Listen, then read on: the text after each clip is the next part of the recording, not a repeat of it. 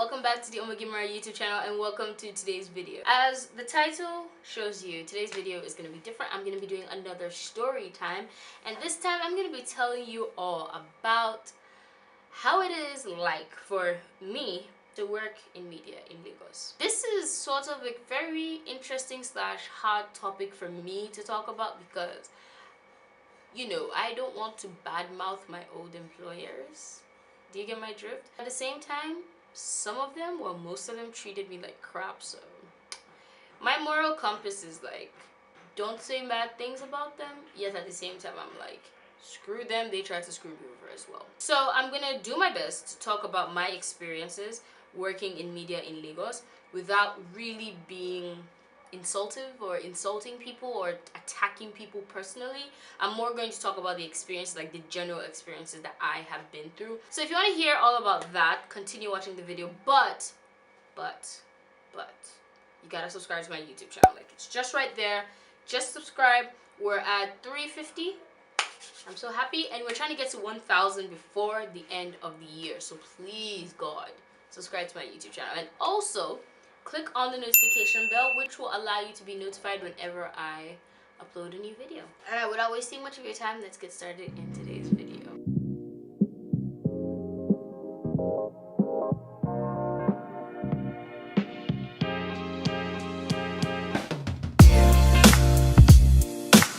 Alright, so let's get a little bit of my educational background before I get started in you know, my work experience. Ever since I've been young, I've always known I wanted to work in media. I never knew what exactly I wanted, but I've always wanted to work in media. I've been in love with the internet ever since it appeared on that big laptop I remember we had in our living room in Saudi Arabia, and we had a weird mic, and I remember the dial-up sounded like. Ever since I knew what the internet was and the possibilities, I have always wanted to work on the internet. I've always wanted to work in media. I formed my first degree, which is communications and multimedia studies, with concentrations in journalism and advertising from AU, and I went to the American University of Nigeria. Whew, that was a long name. And I also got a master's degree. So I have a master's degree in magazine, newspaper, and online journalism from Syracuse University. To be more specific, it's from the Newhouse School of Public Communications. If the word Newhouse is very familiar to you, that means you are a journalism geek, and that is because Newhouse, the Newhouse family, are actually the publishers or the founders of Condé Nast, which publishes Vogue and all the other magazines under the Condé Nast, you know, name. I moved back to Nigeria, not because I didn't try to find a job. I actually tried, but you know, when you're a foreigner and you're black and you have a weird name like Deola, it's kind of hard. And I'm not saying it's impossible, but like, I couldn't find one, so I was just like, you know what, I'm just gonna come home. I can't come and die. I really cannot come and die. Like, I just decided to come home. I was very lucky that when I came home, I got a job. I think I got a job like 2 months. Like, no, I came home in December and I started a new job in January. At that time, I was working for a magazine which has folded. The sister magazine still exists. If you go to my LinkedIn profile, you probably get what I'm talking about. I'm trying my best not to mention names here, okay? So I was the senior features writer for a celebrity-driven magazine. It was a luxury celebrity magazine. So I interviewed celebs, I did features on fashion and style. It's exactly my dream job. I mean, I got to write, which I loved. I got to, you know, work in media, but it wasn't online, and I didn't really mind that. I mean, it gave me time to work on OmogeMuRa and work on my own personal stuff, and I was a senior features writer. I was earning a good salary. Like, I was happy. Speaking of salary, it started to disappear, and the HR manager at the company hated me for some weird reason. He cut my salary in half because apparently I hadn't done NYC, even though we had told him, like, even though, like, the first time he interviewed me, I told him I haven't done my NYC yet, and he was like, oh, okay. And then a couple of months later, he decided to cut my salary, and then he decided to put it back, and then, but they didn't pay me, and like, that job was so annoying because they required us to go for events, do a lot of stuff without money. So they wanted me to go to events. At that time, I didn't have a car yet, so I had to find a way to make my mom or my dad or the driver just find it for me to get to an event and interview celebs, and it was just stressful. I remember how I quit that job. I think that's my favorite way I quit. I had woken up in the morning and I looked at my phone and I saw an email from my boss who I'm not very fond of. She was asking me about interview questions for a celebrity. And I looked at that email and I was like, you people have not paid my salary for the past 4 months. Like, I don't understand exactly what is going on here. I'm not going to do any work. So I texted her and I said, I'm sorry. I do not have fuel in my car to come to work, and my parents don't have any money to give me fuel anymore. In fact, my parents have refused to give me money because you guys are owing me salary. So I'll come to the office once my salary is paid. And that is how I quit my job. The fun fact about this job and how I eventually got paid, they gave me a check.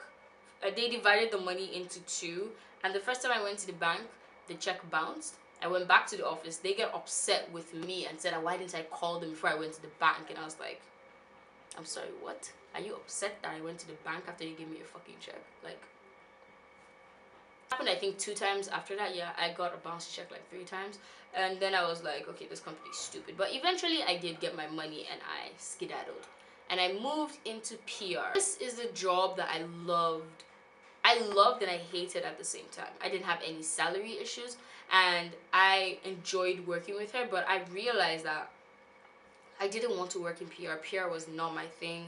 My depression came back. OmogeMuRa was doing like this, and then phew, everything went just like to shit. So I was like, you know what?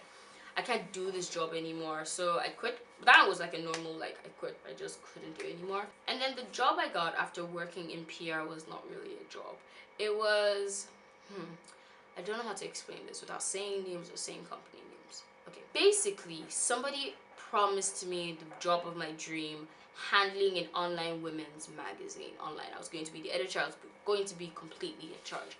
And I was like, yes, please, I want this job. This is my dream job. Except that when I went in on the first day, they told me that they didn't want me to handle that platform anymore, and they wanted me to handle a kind of like a comedy, funny, listicle, kind of like a BuzzFeed ripoff platform. I said I will give this a try. My specialty is beauty, fashion, lifestyle. I have no idea about comedy. I am not funny. I am, not that person. So I tried it for a month and I was like, you know what, I can't do this. And I told them that, look, you guys brought me in here to do this thing.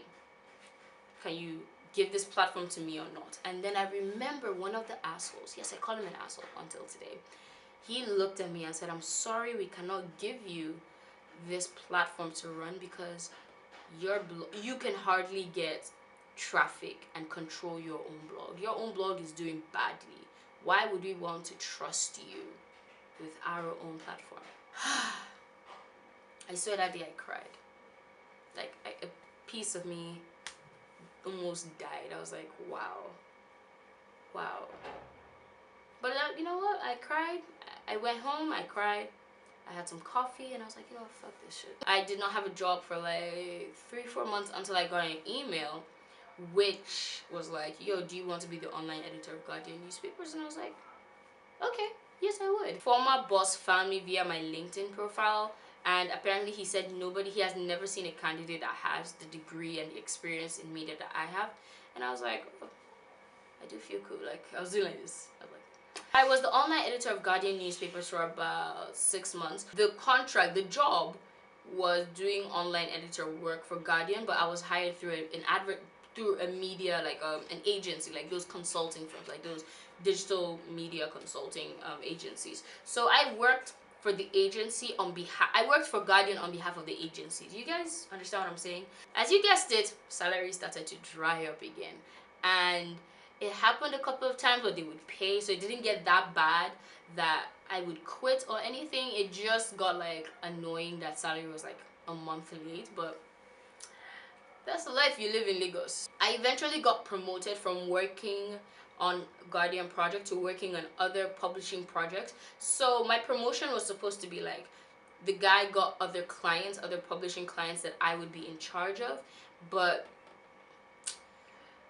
the nigga just fucked up. He just fucked up and he couldn't get that. Salary had started going missing, and at one point Guardian ended their contract with that firm that I was working with and started a contract with another firm, and I had to go re-interview for my job. Like the job I had currently, like daily project manager, I had to go to another agency and tell them that, yo, this is the job I have been doing, hire me to do this job, please. That was probably my second worst job in the history of Deola Adebiyi working in media. It was suffocating, it was killing, it was soul draining, and it gave me no time whatsoever to work on my blog or to work on YouTube. Like it drained my soul and my energy and everything. I hated that job so much. But you know, when you work because you need money and you don't work because you want like the stuff, that's basically what I was doing. I was missing events, I was missing meetings. I just could, like, that job was just so good. But unfortunately, I needed money more than I needed, like, I needed money, and my need for money trumped the suffering that was going on. And unfortunately, the salary was actually on time. So it wasn't a situation of it's a terrible job and my salaries were coming on time. It was a situation of it's a terrible job but my salary was coming in perfectly on time. One day I got fired. Yeah, I was sad when I got fired, but like a part of me was so happy. I was like, I am free from this place. I am free and I am happy and I'm done. Like, I was fucking done, and I was so happy. You guys have no idea. Beginning, for like the first week after I got fired, I was sad and I was depressed. After a week, I was like, this gives me more time to do like the stuff that I want to do. This stuff like actually working on OmogeMuRa and turning OmogeMuRa into the kind of blog and platform that I want it to be.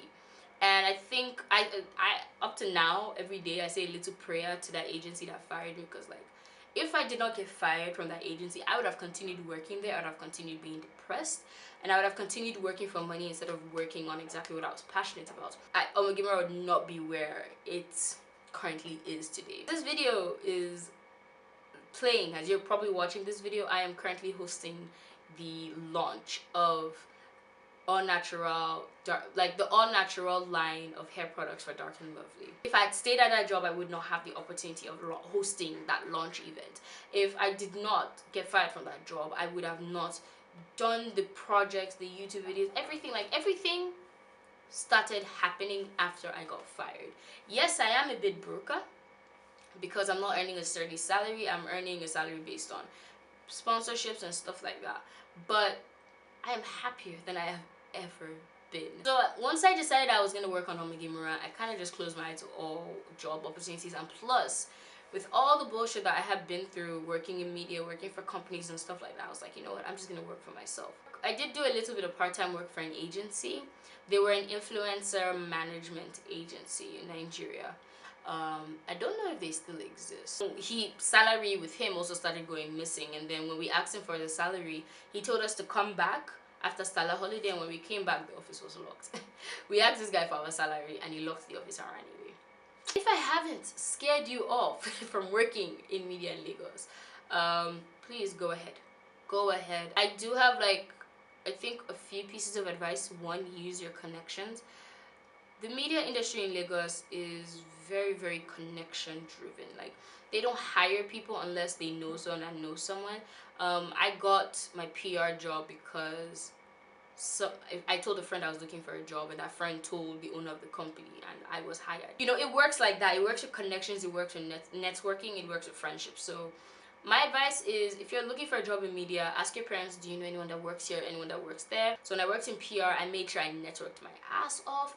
I made sure I got to know people that were important. When I worked at Guardian, and because Guardian is a newspaper, it's traditional media in Nigeria, I made sure I got the names of editors, got their emails, I just made sure to network and keep addresses and phone numbers, so that one day, if I need something, I could just pull up the phone and be like, hi, do you remember me? I used to work here, blah, blah, blah, blah, stuff like that. Because people are more willing to work with people that they know or that they have a slight connection to, even though it might be like, you know, my father's son's sister's uncle's cousin, something. They would rather work with that person than work with a random stranger. 2, make sure you do not become an intern and you end up doing full-time work. If you're interning for a media company and you realize that you're doing more work than what an intern should do, please bring it up and make sure you say, look, I am not going to be driving around Lagos or driving or doing all this stuff if you're not going to pay me, because many internships are unpaid. So if you see that they're giving you more work than what you're supposed to do, please speak up immediately. Say, look, yo, if people want me to go to Mushi to go and do something, I don't have money for that. So yeah, you gotta make sure you do that. Third advice, or number 3 or whatever, notice your salary starts to dry up, you need to weigh the pros and cons of working that job and money. So of course we need money to survive, and once your salary starts to disappear and the excuses start to come, you tend to be like, okay, why am I still working here, or what am I still doing here? At that point in time, you can weigh the pros and cons and be like, okay, what do I get from this job apart from money? Do I get access to events? Do I get access to people? Do I get access to products? Do I get access to, what are you getting apart from money? You have to sit down and be like, okay, is this worth more than the money? And honestly, to me, nothing is worth more than the money, because in the end, if you continuously allow them to be owing you salary and you continuously work hard, they will not be, they won't work fast to give you your money. So what I advise is that after like 2 months of them owing you your salary, you have to give them an ultimatum. You have to be like, yo, I use petrol to come to work, I eat, I survive, I need money, so where's my money? And if they're like, oh, blah blah blah, I advise you quit. That's me. Some people say no, stay there, slug it out, but I would advise you quit after they owe you 2 months of salary. My last piece of advice for you, if you're looking to work in media in Lagos, is to be very open-minded about jobs. Just because you have a writing degree does not mean you can't work in PR, you can't work in advertising. Just because you have a magazine degree, aka like me, does not mean you can't work in advertising or PR, because I've worked in advertising, I've worked in PR. You should be able to take your skills from one job and apply it to another. So when I was working for the magazine, I moved to PR, and at the PR company I was in charge of writing press releases, and I was also in charge of social media, because I took classes that allowed my my degree not to just be a magazine. I took coding classes, I took social media classes. I'm a Hootsuite certified social digital media manager, even though I haven't taken the exam and redone it and stuff like that. I have skills that are very, very easily applicable to other jobs. So I can do copywriting, I can do social media, I could help manage a WordPress website. Make sure you take classes that will open up your degree and open you up to different job opportunities, so that when you come to Lagos, or if you live in Lagos and you're looking for a job and you see a job with a copywriter, even though you did advertising, you'll be able to do it. So that is it for today's video. I really hope you enjoyed it. I'm sorry if I'm rambling and talking a lot. I am starving and I want to finish this video so I could go to the kitchen and cook up some chicken stir fries. I really hope I have given you guys a little bit of insight on my work experience and my life here in Lagos. If you have any questions or you were looking for advice about how to get jobs in media and stuff like that, do leave me a comment in the comment section below. You could also email me. My email is in the description box below. Thank you once again for watching this video. Please do not forget to subscribe, give us a thumbs up, share with all your friends, and don't forget to be awesome. Bye, and see you guys in my next video.